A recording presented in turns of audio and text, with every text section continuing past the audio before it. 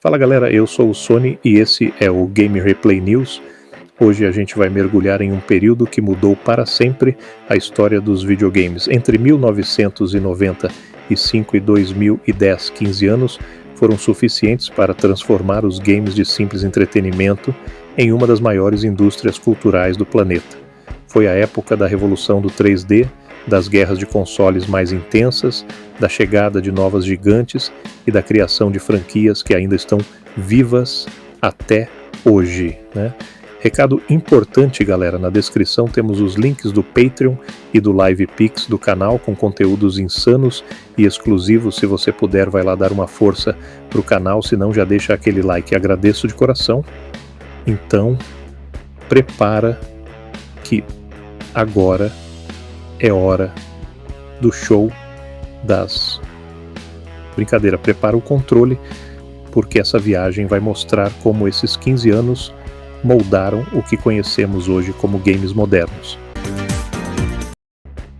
Parte 1, o ponto de partida, 1995 e o início da nova era. Em 1995, o cenário dos jogos começava a mudar radicalmente. A Sony entrava de vez no mercado com o primeiro PlayStation e logo ficou claro que a guerra dos consoles não seria mais apenas entre Nintendo e Sega, era o início de uma nova era marcada pela transição para o 3D. Jogos como Virtua Fighter e pouco depois Super Mario 64 mostravam que os games não precisavam ficar presos ao 2D. Agora, os jogadores podiam explorar mundos em profundidade, correr por ambientes abertos e sentir uma liberdade inédita. Tudo isso só foi possível graças ao CD-ROM, que ampliou a capacidade de armazenamento e permitiu que os estúdios criassem experiências mais ricas com músicas orquestradas, cutscenes em vídeo e conteúdos muito maiores. Parte 2. A Batalha dos Gigantes. Nintendo, Sony e Sega. A partir daí, a batalha entre gigantes só se intensificou. A Nintendo lançou o Nintendo 64, que inovou ao trazer o analógico e o Rumble Pack, dando uma sensação mais real de imersão. Já a Sega apostou no Saturn e depois no Dreamcast, que até trouxe ideias à frente do seu tempo, mas não resistiu à competição. Enquanto isso, a Sony cravava seu espaço com o PlayStation.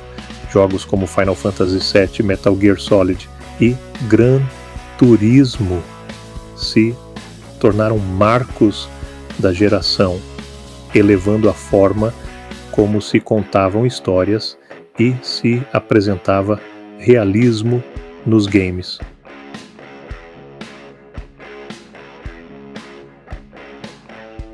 Parte 3. A chegada da Microsoft e o Xbox. No início dos anos 2000, uma nova competidora entrava em cena, a Microsoft.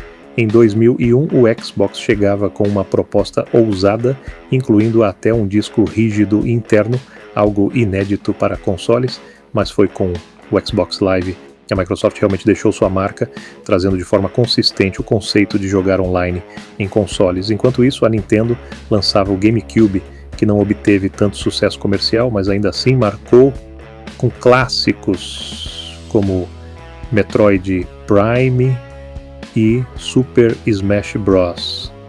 Melee, que até hoje são lembrados como experiências únicas.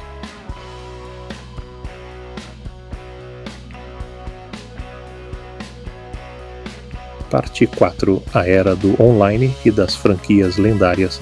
Foi nesse período também que vimos nascer franquias que dominam o mercado até hoje. Entre 2000 e 2005 surgiram Halo, God of War, Gears of War, Call of Duty e Assassin's Creed. Cada uma delas trouxe algo novo. Halo revolucionou os shooters nos consoles, God of War elevou a escala cinematográfica da ação, Gears of War mostrou o poder do cooperativo online, Call of Duty popularizou o multiplayer competitivo e Assassin's Creed trouxe mundos abertos ricos em detalhes históricos. E claro, não podemos esquecer o PlayStation 2, lançado em 2000. Ele se tornou o console mais vendido da história, com mais de 150 milhões de unidades, graças a um catálogo imenso e ao diferencial de rodar DVDs, transformando o videogame em um centro de entretenimento completo.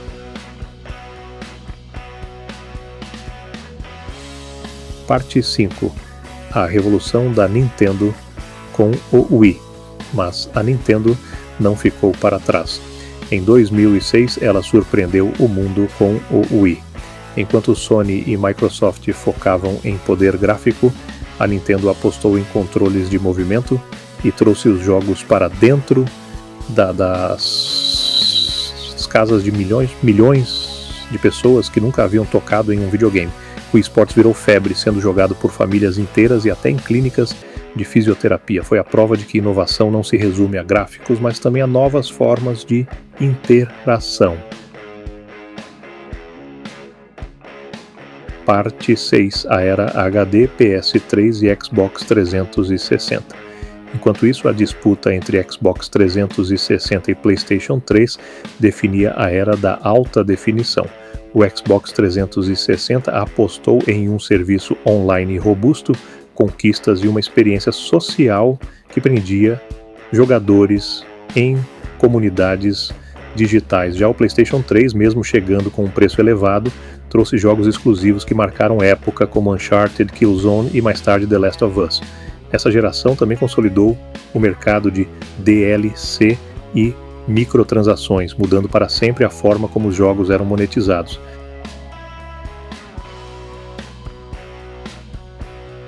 Parte 7, 2010 e o mundo que ficou, e então chegamos a 2010. Nessa altura, os games já não eram mais apenas diversão para jovens, eram produtos culturais de massa, mais lucrativos que cinema e música.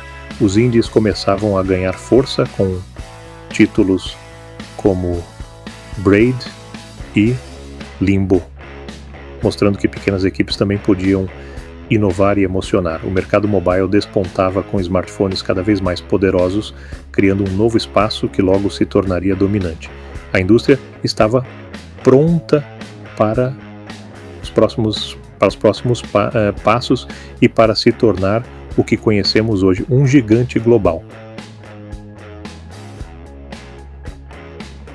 Entre 1995 e 2010 vivemos uma verdadeira revolução. Foi o período que definiu como jogamos, como nos conectamos e como entendemos os videogames.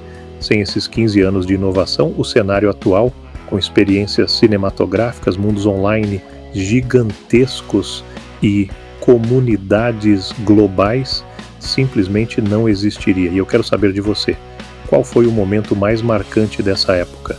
Qual console ou jogo desse período você guarda na memória? Comenta aí embaixo. Se gostou do vídeo, deixa aquele like maroto e se inscreve no canal para não perder nenhum vídeo insano sobre curiosidades dos games. Eu sou o Sony e esse foi mais um Game Replay News. Até a próxima!